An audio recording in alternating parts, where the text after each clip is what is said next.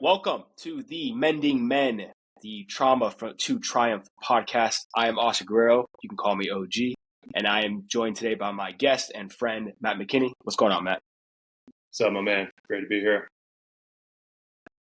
Awesome, bro. Happy to have you here. So, quick little intro, Matt. So, Matt, you've got a hell of a background. You are born and raised in California, currently residing in Santa Barbara. And, dude, you're like what, 6'4", 6'5"? I'm 6'8". 6'7"?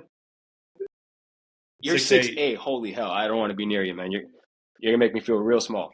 But, Matt, that 6'8" frame, that length you got really came in handy. So you are a former collegiate athlete, both basketball and volleyball at UCLA. And you played professionally, in Europe for the U.S. national team. And you also played professionally across Europe. So tell us a little bit about that. Yeah, so I was actually on a basketball scholarship in college. I could have taken a scholarship for either basketball or volleyball, but I had to take a basketball scholarship, the money-making sports scholarship, if I was going to play both sports. So ended up getting a basketball scholarship at UCLA, played both sports, had a lot of injuries in college. My college career wasn't amazing by any means, but was fortunate enough to get healthy after college and started training with the U.S. national team. And then I played 4 years of pro indoor volleyball in Greece, Puerto Rico, and Italy. That's badass, man. That's so. And now you are an entrepreneur. So you are the owner of McKinney Family Vineyards, also in California. How long have you been in that for? Yeah, so I started my business conceptually in 2010. I moved back home full time in 2013, so it's been a little over 10 years now, where my whole life has been dedicated to the wine industry. But my experience playing pro volleyball was actually the start of my business. I had actually made a deal with my dad my third season playing pro in Puerto Rico that if I won the championship that year, would he finally let me plant a vineyard on the property. And I've been trying to talk him into it for a number of years. And this big movie called Sideways had come out, which was filmed in my hometown, and all these vineyards and wineries were popping up all over the place. And so I kept telling my dad, Dad, we got 10 acres of blank land. Let's plant a vineyard, get in the wine industry. And he was always like, you're crazy. You're traveling. I'm going to have to take care of the vineyard. He's like, you can't plant a vineyard. And I was finally able to get this deal brokered based around winning the championship. But my dad told me that I wanted to plant 4 acres of our family's 10-acre property, but my dad, definitely being a savvier businessman than myself, he said, if you win, I'll let you plant the back half-acre horse pasture. And I said, all right, you got a deal. So anyway, luck had it. I ended up winning the championship that year. And actually in Puerto Rico, volleyball is a big sport. The town that I played for actually has bronze statues of volleyball players in their town. And there would be 8,000 people at every game. There was a parade of like 20-some thousand through San Juan after we won. And that amazing experience, it culminated in my first vineyard getting planted. And that's basically how I got sucked into the wine industry. Yeah, that's awesome. And we'll definitely dive into that a little bit more later. But Matt, I'm excited to have you here. So Matt and I, for a little bit of background, we were in a mutual mastermind. So we're in a mastermind together. And, Matt and I had a conversation about a week ago, and we just really connected really well, I would say. And we have a shared journey, a shared experience of both having traumatic experiences in our life that really kind of put us in a dark place. And then, finding psychedelics and plant medicine and using that modality or those modalities to really experience a different type of healing and to really, bring out different insights in our own journey. So Matt, what I'd love to do, man, is maybe you can share a little bit with the audience about, what drove you to your plant medicines, and then maybe we can dive a little bit more into what you actually did. Yeah. In terms of what drove me to plant medicines, like you said, trauma. For me, 5 years ago, I drank myself to death over like a 2-day period of time, had alcohol poisoning, had to get hooked up to an IV, have my heart rate stabilized, like thought I was going to have a heart attack, basically. And that was my was one of two, maybe like the most traumatic experiences that I had gone through in my life, and my healing process was extremely difficult. My nervous system was really screwed up after that experience. I couldn't even drink coffee for a 2-year period of time. It was like anything that stimulated me too much would cause like a panic attack and hyperventilation, and my whole inner networks and systems were just completely out of whack. And so it was a very long healing process for me. And I went down conventional psychotherapy route and EMDR, hypnosis, stuff like this, traditional therapy methods for quite a few years. And I saw success to a certain degree with those, but I kind of had an intuitive feeling all along that psychedelics, just with the breakthroughs that were going on in that industry, were going to be the final frontier for my healing, and it ended up being the case. Yeah, interesting. So how much time passed between you doing some of the other therapeutic work into finally making the decision to actually, start taking the plunge, if you will, into psychedelics? Like what was that time frame like? So that was honestly like almost a full 5 years. 4 years, because combo and combo is not really a psychedelic. However, there is like a spiritual like component and definitely an energetic or auric field cleansing to combo. And so definitely you have to put it in the same realm to some degree, even though you're not having an actual psychedelic experience. But that was 4 years after alcohol poisoning was when I did combo. And that was definitely like the start of like massive final healing taking place from the experience. Yeah, gotcha. And can you kind of expand or elaborate a little bit on what combo is for those of the people who haven't actually heard of that? Yeah, so combo is an Amazonian frog, and basically they take the sweat from the frog and they create burn marks on your body, and then they'll put the sweat from the frog on the burn marks. It goes straight into your lymphatic system, and it basically triggers this response within your body. More or less, your body thinks that you're gonna die. You become very hot. And it's basically a poison to some degree, and essentially what it's doing is sending this alarm through your body that the host is going to die. And so anything that you have that's harboring itself within your body, you're going to expel that, you're going to throw up, or it's going to come out the other end, one or the other. Throw up. And people you got to drink 1 liter to 2 liters of water before you even do combo. So that's part of that cleansing process. And it's about an hour and a half long experience. But then if you do it with the right person, there should be about an hour before the experience and an hour after. So altogether, you're talking about 3 to 4 hour experience anytime you do combo. Interesting. So for those of you, combo is really like frog poison, right? It's the frog thing that people see. So you're saying that the experience under the combo, if you will, that is about an hour to an hour and a half. That's when you're really like your body's feeling it, you're expelling, you're seeing, or you're living through the experience. Is that right? Yeah, definitely. You're in a world of hurt and you're thrown up nonstop for the most part. That's most people's experience with it. So it's pretty extreme. It is a traumatic, self-induced experience. And so for me, my main reasoning for doing that was actually that I had been on an antidepressant pill since I was in college. When I was in college, I just woke up one day and my stomach just broke on me and food was like running right through me. And every day after that was exactly the same. And, at that time in particular, and this is still, a very pervasive problem within the Western medicine world, is that, they don't look at root causes of symptoms. Basically, they say, oh, your diet has nothing to do with it. And this is gastroenterologist at UCLA Medical that were telling me this, in college, that the food that I ate had nothing to do with my problems, which was absolute bullshit. And then, I've healed myself through an organic diet over the past 20 years. The long story short is that they put me on an antidepressant pill that has a side effect where it slows down your digestive system in your stomach. And most of the serotonin that's created in your body is actually created in your gut.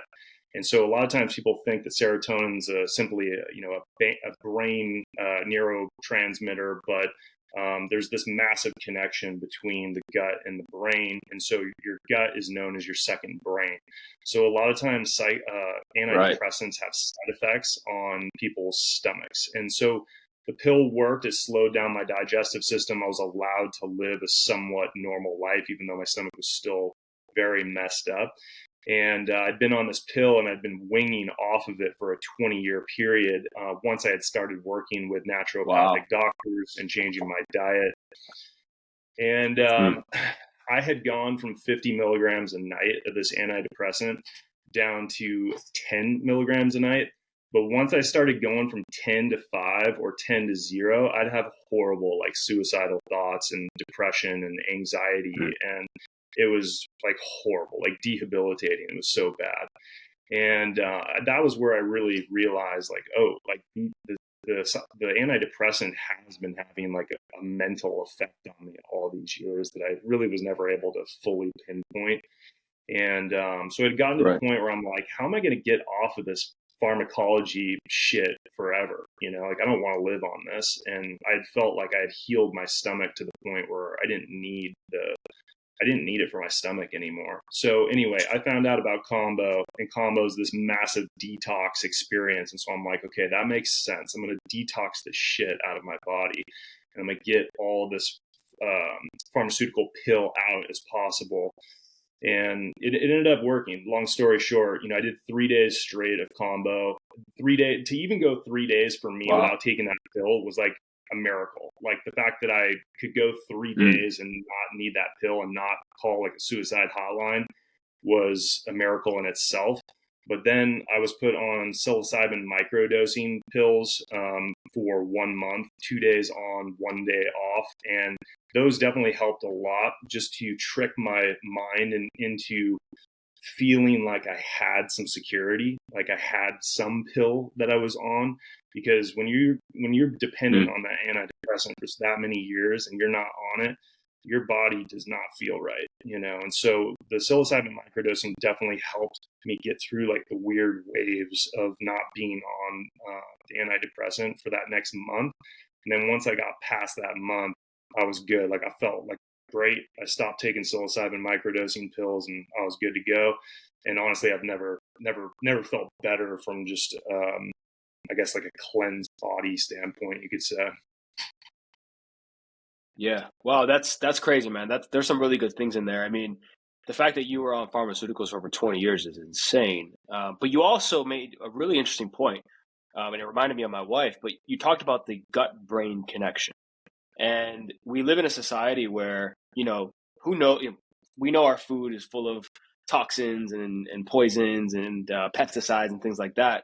And I think maybe more and more people are waking up to it, but there's a lot of people in our society, in this country, that don't really understand just how closely associated our gut and our brain is. So we have brain fog, we feel sick, we have autoimmune issues, and we think it's everything else other than the things that are happening in our gut. And so rather than like what you did, go on to work with a naturopathic doctor, a whole food organic diet, they put you on antidepressants, they put you on a bunch of pharmaceuticals, a bunch of drugs.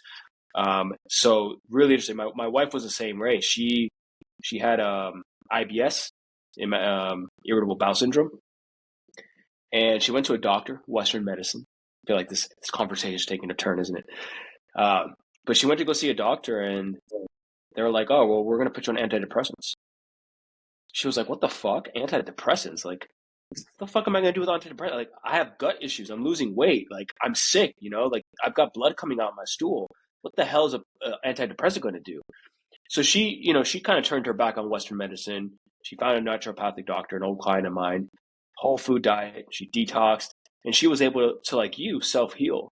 And that is where we learned, both of us as a couple, just how important that gut-brain connection is. So I'm really glad that you hit on that, because people can grab a really good nugget from there. But Matt, I want to go back a second here. So you've been on these drugs now, the pharmaceuticals, for 20 plus years, right? when did you like what led to the alcohol poisoning? Because the alcohol poisoning sounds like that was a tipping point, right? Where things had maybe been building up, there was a tipping point, and life fell apart, so to speak, right? Can you tell us a little bit more about what led you to that, to you getting to that point, and then we can take it from there. Yeah. So basically, I was about 5 to 6 years into creating my wine business at that point. Um, just for some context, when I got done playing pro volleyball, I'd spent a couple of years trying to launch a website business, and that had failed. I actually lost a couple $100,000 of my family's money on that project, and my mom was threatening to sell our family property at that point. I'd already planted the vineyard on the property, and I knew that someday I wanted to get in the wine industry. I didn't think that it would happen this quick. My goal was to make a bunch of money in some other industry and then pump that into the property and building a wine business someday.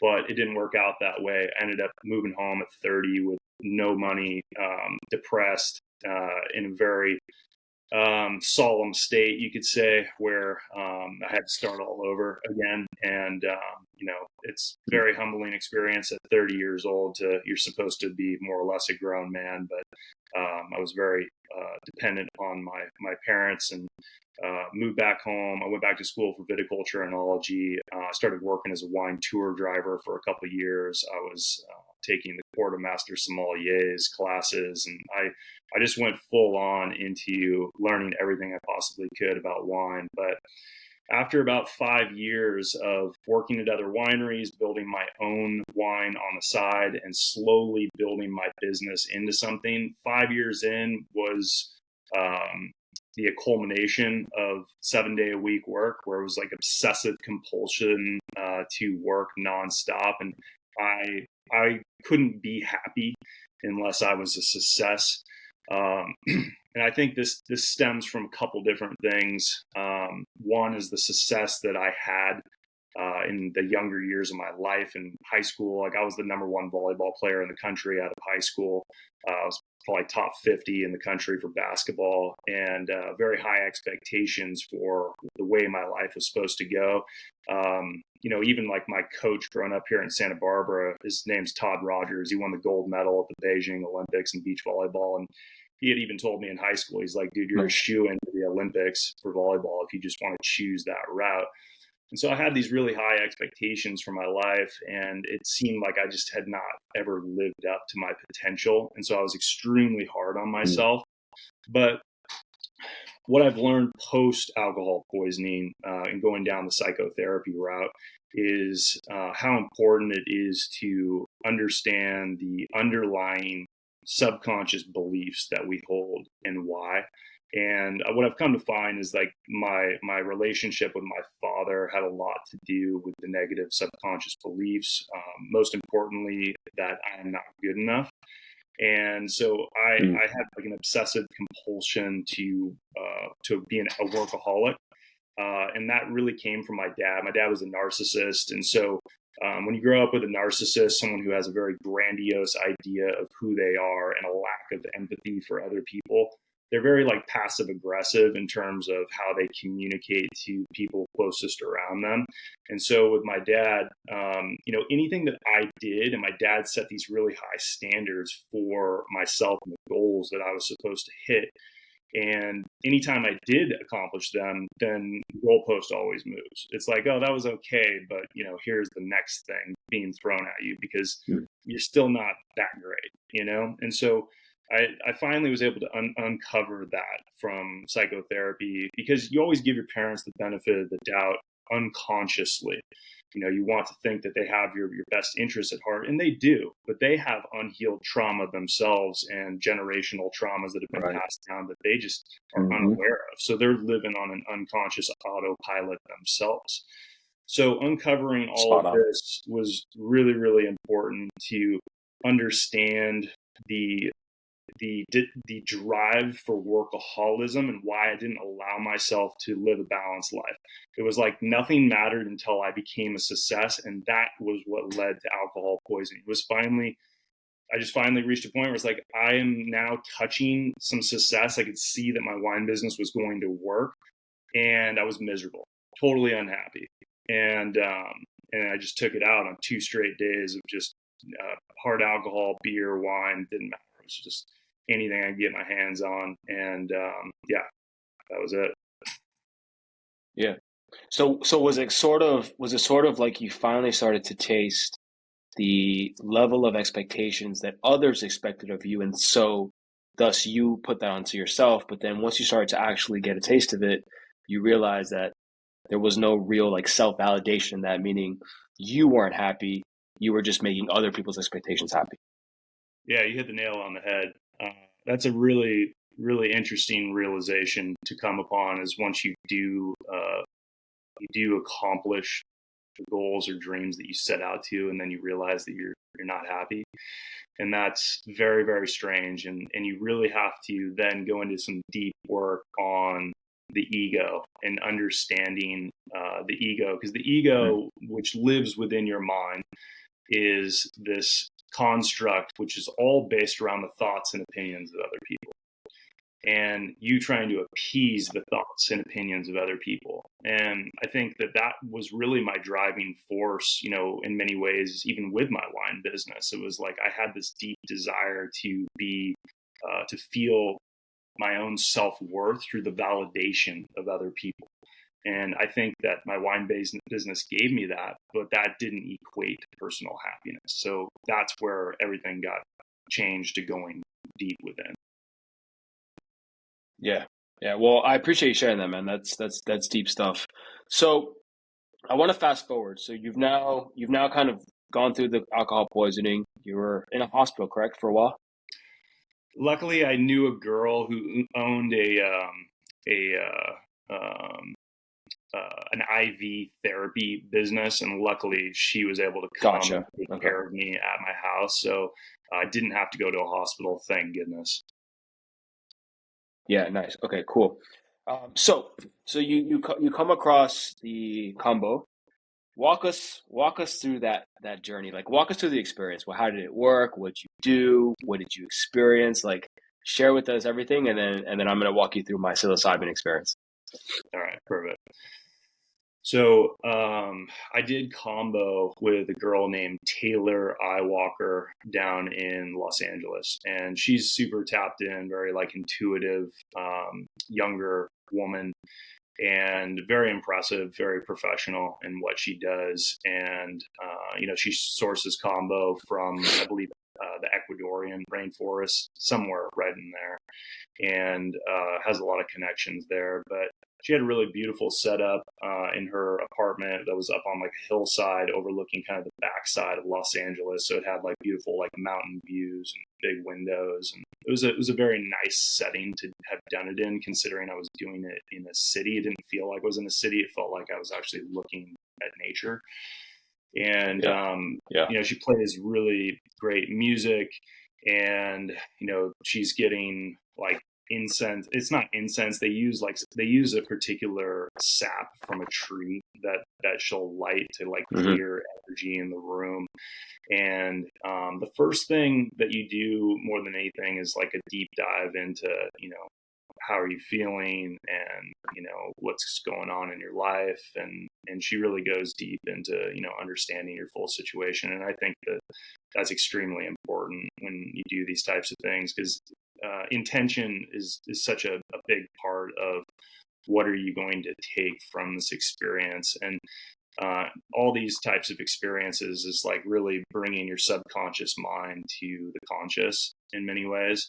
And so there was a good, hour and a half of prep work and breath work. And the first thing she does to prepare you for putting combo on your body is you actually snort what's called rape.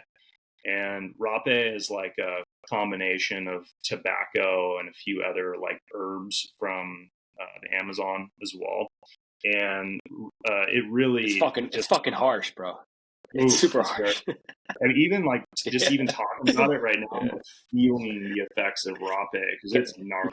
You can feel the tingle. Yeah, it's gnarly. It's gnarly. Anyway, sorry. Go ahead. Yeah, so rape definitely like puts you in a place of like, whoa, like I'm ready for anything, I guess, at this point after doing rape and then clearing your Hmm. sinuses. And now you're ready. But then she's putting burn marks on your body, putting frog poison. On my first day, I did I believe like 5 or 6 dots I had burned on my body in different uh, acupuncture like spots, different like meridians, I guess you could say, on your body is kind of where they're targeting, depending on what your Is that like issues are. is that like chakras, Matt? Okay, could people could relate that to the different chakras on the body, or is that different? Yeah, meridians Yeah. are Okay. similar. It's just different points on your body that are like energetic fields, I guess you could say, that are connected to different organs in the body.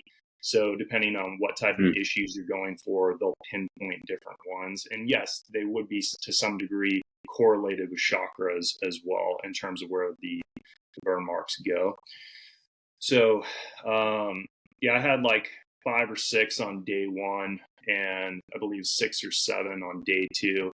And you come out of your combo sessions feeling quite good for the most part. I mean, it's definitely this detox, and you feel lighter, and like colors are more vibrant, and you feel very uh, just in the moment. Like there's no past, there's no future. You're just like you're a being Hmm. finally. And the truth is that on day one and day two, she didn't hit me that hard, and like I wasn't like hurting necessarily. I was kind of like, whatever, I'm throwing up for an hour straight, whatever, and I was able to push through it, I guess.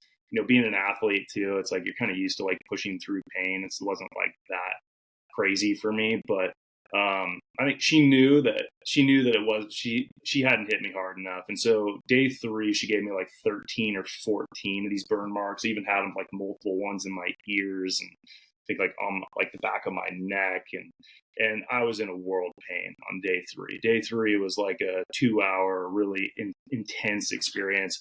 I was on all fours throwing up to the point where like my whole face swelled up to such a degree that I literally couldn't even open my eyes for probably a 20 or 30-minute period. And it wasn't until she took the poison off of me and I started, I like laid down, that, my face was finally able to slightly go back to normal. I know you've seen that social media post that I did on that. My face in that picture, that picture was like 30 minutes after I had the combo taken off. So like my face was like twice as bad as what it was in that picture.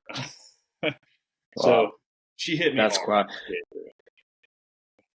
And like at any point during that like 20 to 30 minutes of extreme, right? When you're at your peak of the experience, do you want to quit? You know what I'm saying? Like, are you going through the experience and consciously you're there, but obviously the combo's having its effect on you? Are you wanting to quit? Are you telling her, hey, I want out? Like, what was that experience like? No, I think I was at the point where I was fully surrendered to the experience. Like I wanted to Okay. get off the antidepressant pill so bad. Like, it was such a conviction Mm. that I was like, bring it, bring a near death experience on. I don't care. Like that was where I was at. And I think for a lot of people, you kind of have to be at that place where you're ready to just fully give yourself up in these experiences.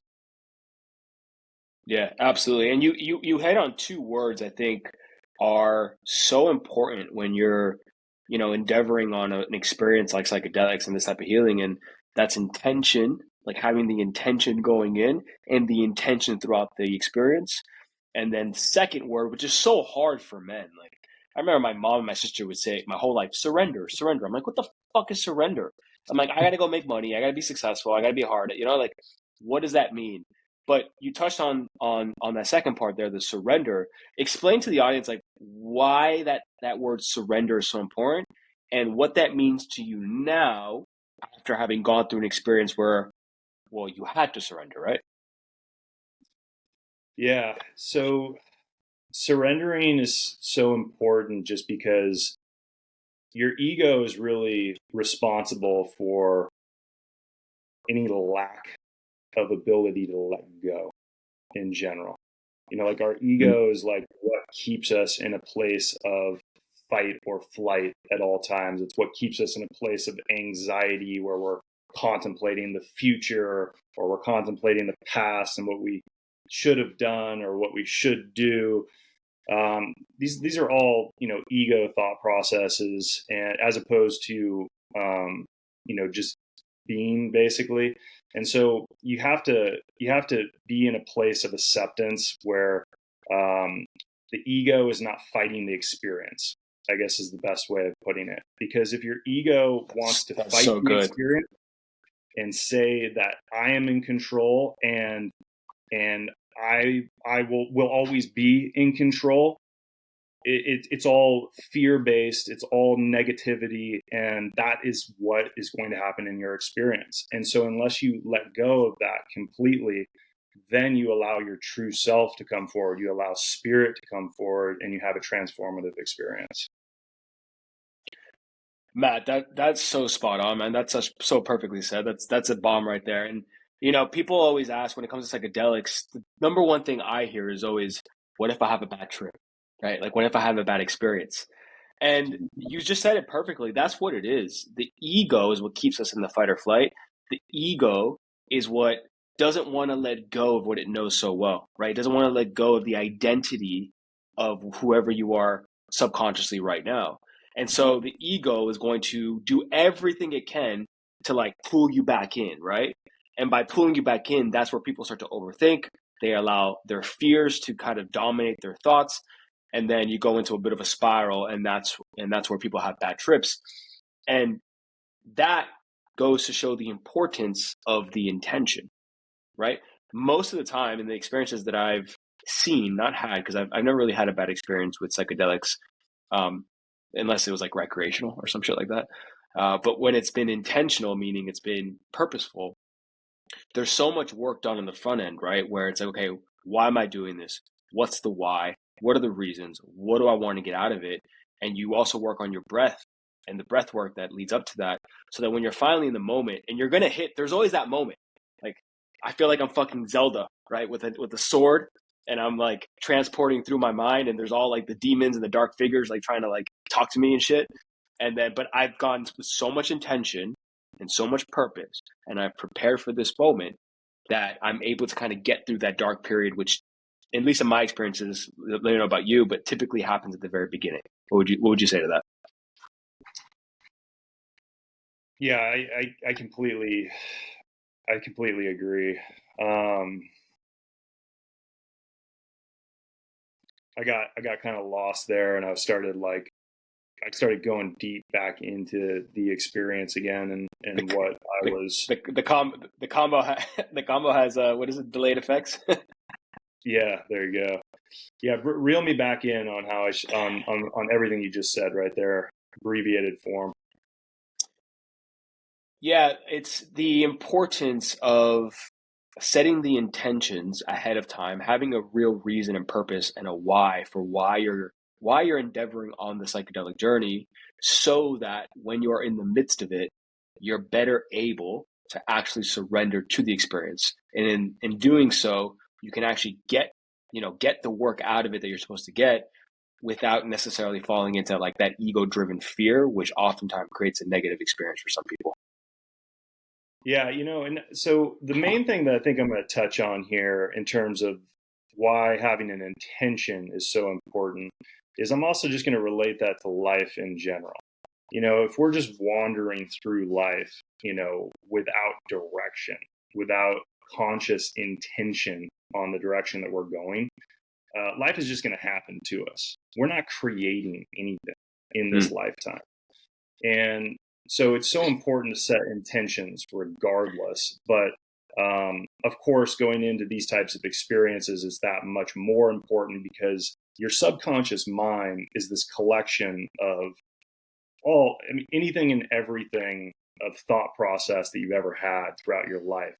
And, the brain in general has a negativity bias, right? We spend more time dwelling generally on negative things than we do dwelling on positive things in our life. And so if you don't have intention to go in and Mm-hmm. transform that negative thought process into positive in some form, then the negative will rule the experience and you'll have a very bad experience. Yeah, that's well said. So I want to talk about let's talk about maybe the days after or the weeks after.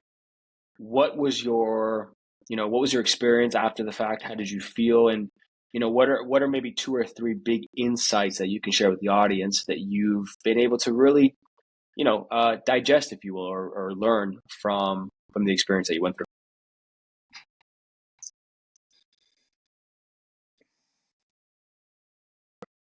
Basically,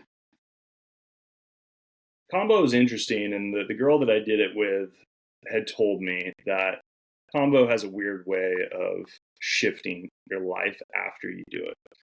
And that's exactly Mm. what I saw. I saw myself losing a lot of hate and anger that I was carrying for many years leading up to that experience.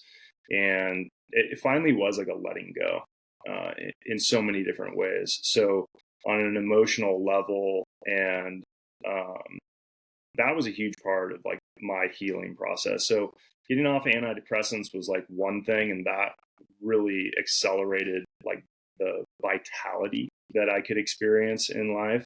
But energetically, like losing so much anger that I think I'd been carrying for so many years, I think that self-induced trauma that I put myself through in combo really was like this auric energetic cleansing that I needed to emotionally let go. Yeah, that's powerful, man. In the coaching space, when we're working with clients as you do and I do, there's a powerful yet simple idea, and that is, in order to improve our lives, it's not always adding more things, because everyone thinks, oh, now I got to do a morning routine. Now I got to do ice baths, and I have to do this, and I have to do that. And I've always been a believer, especially a firm believer, once I've implemented this into my own life, is it's not adding more things, it's actually letting go of things. And sometimes it's letting go of actions and behaviors. And sometimes, like what you've explained to us, it's letting go of emotions, whether that's fear, doubt, anger. Those are all low vibrational experiences, right? Or excuse me, low vibrational feelings. And, sometimes you don't have to add anything to life. It's really just about letting go of the things that are holding you back from being what I would consider your true authentic self. Yeah, and I'll throw in there a tidbit for anyone listening, and that's a really good book recommendation, and it's called Letting Go. It's a book called Letting Go from David Hawkins, and he is the foremost researcher in the field of consciousness. And it's a phenomenal book. He wrote Power versus Force, which a lot of other people know. It's probably his most famous book. But Letting Go is like his magnum cum laude that he wrote basically like right before he had passed away. He wrote it in his 80s, and it's the most practical book in terms of letting go so that you can heighten your vibration and your level of consciousness, basically. And just by reading the book alone, you formulate new understandings for the lower levels of consciousness, like guilt and shame, apathy, grief, all that stuff. And then you start, as you read the book, you move through your own personal transformation. And I think reading that book was really important for me as I went into the psychedelic journey. Yeah, that's awesome. And I'm gonna go ahead and tag, or I'll link the book in the description. So if anybody wants to read that book, and I think I'm gonna do that as well. Well, that's awesome, Matt. Thank you for sharing that. And I'll touch on this really quickly. My psychedelic experience, for everybody, for the most part, knows I lost my son in March of 2020 in a drowning accident. I suffered and struggled for, I'd say, a good year and a half, like true struggle, where I didn't know how to really express my emotions. I didn't really know how to deal with it, to be honest. I grew up pretty spoiled, grew up in a good home, good family, didn't really experience death in my life. Now, that being said, I also had a hard time loving most of my life. I wasn't very good at giving love or receiving love. And so when my son my son was born, it was the first time in my life I actually loved unconditionally. And then it was all taken away from me. And that's really hard. It's almost like being an athlete, and then you're no longer an athlete. You're like, wait, that was part of my identity, and being a father was part of my identity, and it was taken away from me, so to speak, for in 5 minutes. I've done a lot of work, physically, mentally, emotionally, and I had made a lot of strides and a lot of progress in my journey, but I still felt like there was something holding me back, Matt. Like some honestly, it felt like guilt. I've carried some shame most of my life that I've worked on, but in that moment in time, earlier this year, or early last year, I should say, at this point, 2024, I was still carrying some guilt, and I didn't really know what it was. So I joined a group of guys that I have a good relationship with. We went out to the forest up in New Jersey. We did a 2-day ceremony. Obviously, everything that leads up to it, the setting the intentions, group sessions, breath work, the whole nine. But we finally got up to New Jersey in the woods. And, we had a 2-day ceremony. Like I said, first day was what's called grandfather ceremony, which is psilocybin mushrooms. Second day was open heart ceremony, which is a combination of MDMA and ketamine. I had never done ketamine before. But the experience that I want to talk about is about the first day, the grandfather ceremony, because psilocybin in that type of ritual, it's intended, the purpose of it is to bring out the trauma. It's like almost force feeding you or forcing you to have to confront it, to confront that trauma, whether it's from childhood, whether it's something that had been repressed, or if it's a trauma that you full well know it's a trauma or a traumatic experience, and it's time to really confront it. So, long story short, sort of, I did the whole thing, and just to plug yeah, in on here real quick. I just want to say, like, the main reason I was excited to get on this podcast and talk with you is just like your realness in general, and what you've overcome and the person that you've created through your experience is extremely admirable to me. I honestly, like, I wouldn't have just jumped on a podcast with anybody, and even like someone who's famous or whatever, I don't give two shits. Like, your realness and your vulnerability is what attracts me to you. And I know that, like, you're in this to really, like, heal and help other people. And that's why, like, I signed up to do this. You're the first podcast I've ever done with anyone. I'm just kind of like moving into this territory of coaching and helping other people, but you inspired me to get on here and share my story, and you're the first person I'm doing this with. So I just want to give you a shout out there. Yeah. I appreciate that, man. I absolutely love that. That's a great. Oh, I think I lost you, Matt. Well, we'll keep rolling. That's really nice, and I do appreciate that.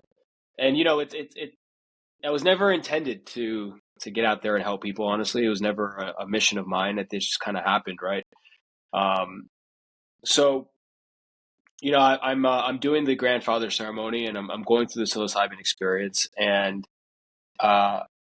about halfway through, I just start getting, a lot of memories, and I start thinking about my son Oliver, and I just remember grabbing the guy next to me. His name's James, and I grab James's hand. I just start sobbing, right? And I just start thinking about all the memories and all the things that reminded me of him. And one thing led to the next. I think the mind just starts to open itself. The neural pathways start to speak, and before I knew it, I was deep in grief. It almost felt like the whole thing had just happened all over again. I was crying and like weeping, and I mean, talking about like ugly cry type of thing. And at one point, I remember, so I'm laying down, I'm holding my friend, the guy next to me, and everyone's crying because everyone's, it's a shared experience. And I just remember like being like, like that type of cry. And I remember looking out the window, because it was like a glass house. And I just remember the branches of the trees just kind of coming to me. It felt like one with nature. You had mentioned in your experience, you were in the city, but she had made it feel very nature-esque. And I think being in nature for a type of experience is so, so important. But Definitely. I remember the branch of the trees coming out and just like, almost like they started hugging me in a weird way. If you've been in an experience, you'll understand what I'm talking about. But they started hugging me. And then in that moment, my mind took me to the happiest memory, because I'd always had a hard time dreaming about my son. I had a hard time for many years looking at pictures or looking at videos without literally just crying. Um, and in that moment, I just remember going into like the happiest memory, and that was of me picking him up from school. And if you have a son or a daughter or a young kid, when you go pick them up from daycare, you're like fucking Batman. You know, like you are superhuman, you're Superman. Like they're so excited to see you, and I think that's one of the beauties of having young children is, you really are their hero. And I always just remember I'd show up, like I'd walk outside, and he'd be pushing his little cart, and he would jump up, like drop the cart, and be like, "Papa," and then run over, hug. Like it was always my happiest memory. I absolutely loved doing it. But in that moment, it took me back to that, and it was so vivid, Matt, so vivid. And I just remember I could feel him. I could feel him hugging me, and I remember embracing him, and I'm just crying my face off and saying, "I'm sorry, I'm sorry." I was apologizing. I've always felt a lot of guilt for what happened. Even though none of us ever pointed blame or were like, it's your fault, it's your fault. No one ever did that in my family. But either way, I was the father. It's like you had one job, bro. um, and so I just, yeah, like I was saying, I just remember the embrace, and it was so real, so real. And in that moment, he said, "It's okay, Papa," because you'd call me Papa, right? He goes, "It's okay, Papa." And what that meant, and what that translated, maybe it's what I needed, Matt, it was like him saying, "You know what? It's okay for you to move on, or to move forward, I should say. It's okay for you to be happy again. It's okay for you to smile and laugh. It's okay for you to continue your life. And it's never going to mean that you don't love me anymore, or that you're forgetting, or that you're letting go." Because I think deep down I always kind of held on to that. It's like if I'm happy again, or if I move on, or I always say move on, move forward, that I'm somehow forgetting him. And that fucked with me so hard, man. But that experience, and just that vivid embrace, and and him saying those words, I remember afterwards, it kind of like the branches, it's almost like the branches let go. And I had one of the guys hugging me, and I was able to kind of come to. Man, it's making me emotional. It allowed me to kind of come to, and this was February of 2023. My whole life has been different since that time. I've finally accepted what happened. I've come to terms with what happened. Um, and I've come to realize that the best way for me to move forward and always have him in my heart is by living an exceptional life and being an exceptional person, being an exceptional man, husband, son, being open, being honest, being authentic, just being real, not trying to be someone I'm not. That I think I was like that most of my life. And you know how it is, man. It's like you got to be hyper successful. You got to put on a facade. You got to try to be something that maybe you're not necessarily. And it leads to what we talked about, like those feelings of almost lack of self-worth, lack of self-validation, where we're trying to meet other people's expectations, and then we don't. And it's like, wait, why do I feel so empty? And yeah, since that time, man, I've just been in such a better place. And I think it's really been the catalyst over the last several months to be like, you know what? I'm going to stop chasing the bag. I'm going to stop thinking that I have to do everything that looks, sounds cool and all that. And I'm just going to be authentically me. And being authentically me means sharing everything I've learned. I've done so much work, like we've done so much, that the next step, if you will, the progression of the healing is now a contribution. It's giving back. And it's the greatest gift that we can give to ourselves. And I think it's the greatest gift we can give to anyone that's been impacted. Because as you know, and I'll wrap it up here, Matt, as you know, trauma and things like what you experience, what I experience, doesn't just affect us. It affects everybody. It affects everybody in our community. It affects everybody in our family. Everybody hurts, not just us.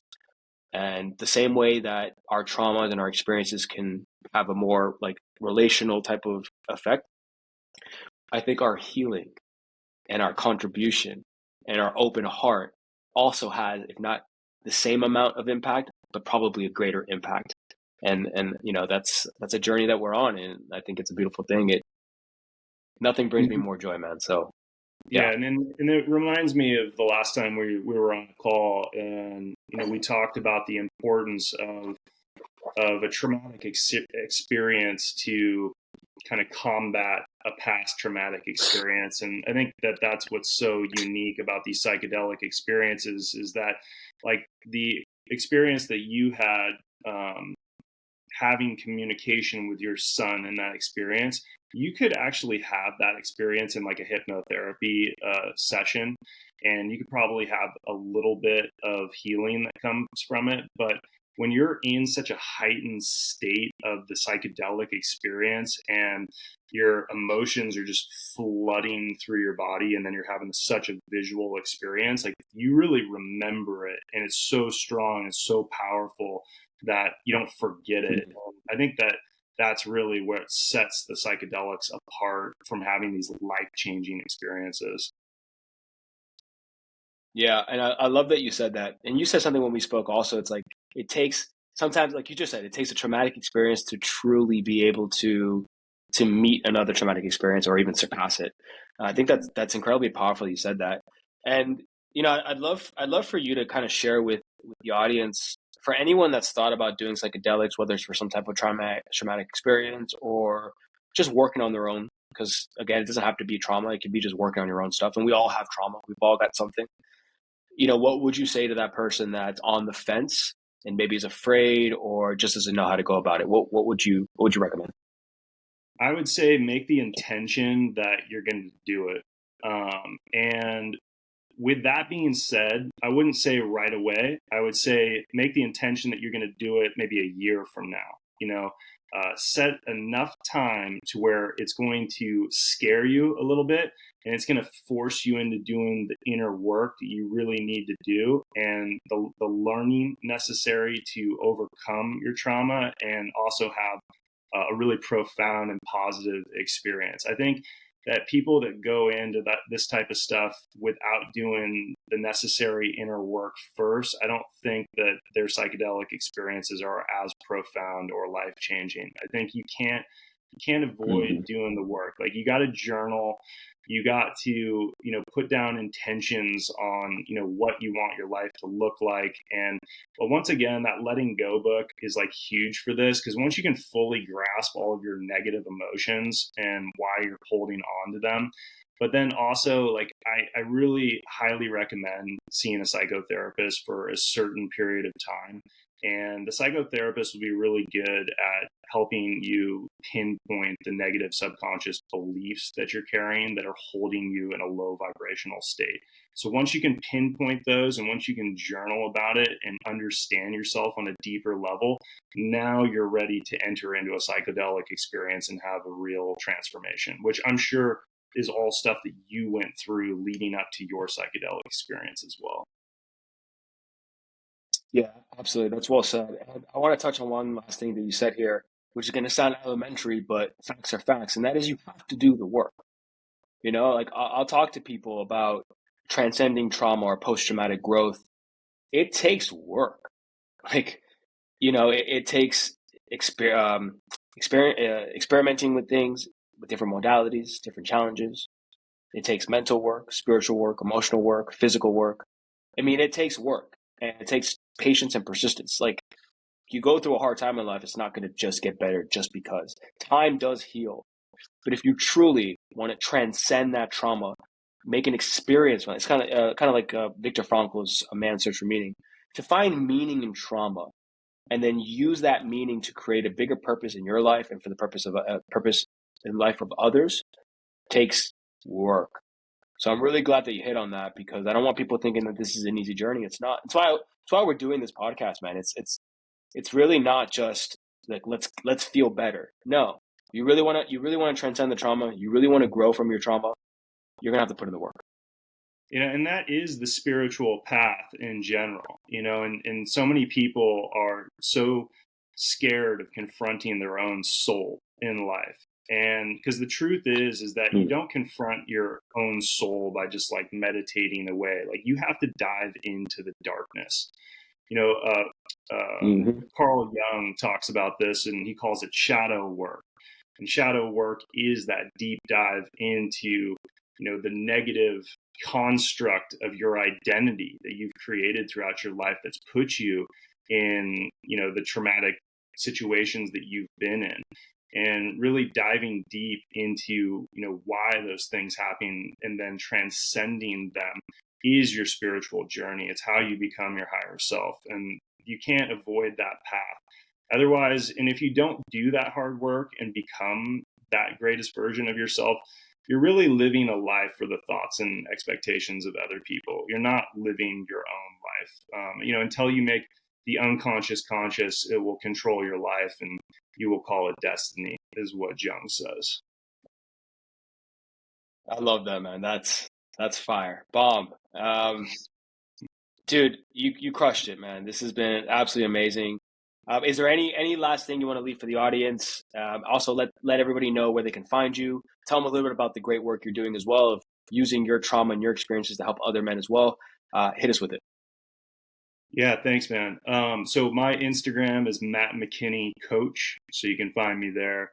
And the one other thing I'll just touch upon is that Bufo was my other psychedelic that I did about 6 months after doing combo. So I've had that similar really intense experience like you had with your heroic dose of mushrooms that you took. And so that was a much different experience than combo. And I think we should go into that on a different podcast. But that one, I would summarize that as an ego death and a radical self-acceptance experience. And that was very, very profound for me as well. So I just want to throw in that combo and Bufo for me were kind of like the coming together. Similar, I think, how the psilocybin microdosing for you, but then following that up with the ketamine MDMA the next day, it was like you had the full transformation within a 2-day period, where for me, I spread it out over a 6-month period, but so profound. Yeah, that's really good. So mark it. This is just part one, because I know people are going to ask questions, and I want everybody, if you're listening to this, ask questions. Leave your questions in the comment section for Matt or for myself on the experience. Anything else you want to know, and I think absolutely part two, as I get better at this podcasting, is we definitely need to dive a little bit deeper into part two of our experiences, which is the combo, and then the MDMA and the ketamine for me. So Matt, my man, thank you. It's been an absolute pleasure. It's been an honor. Really, it's a privilege. Thank you for trusting me with sharing your story and putting it out there. And guys, please go give him a follow. If you're interested in his work, hit him up. And we'll leave it here. We'll see you guys next week. Thank you, Matt. Oscar, you the man. See you guys. Yes, sir. Stay with me, Matt. Okay, cool. Yeah, it was great.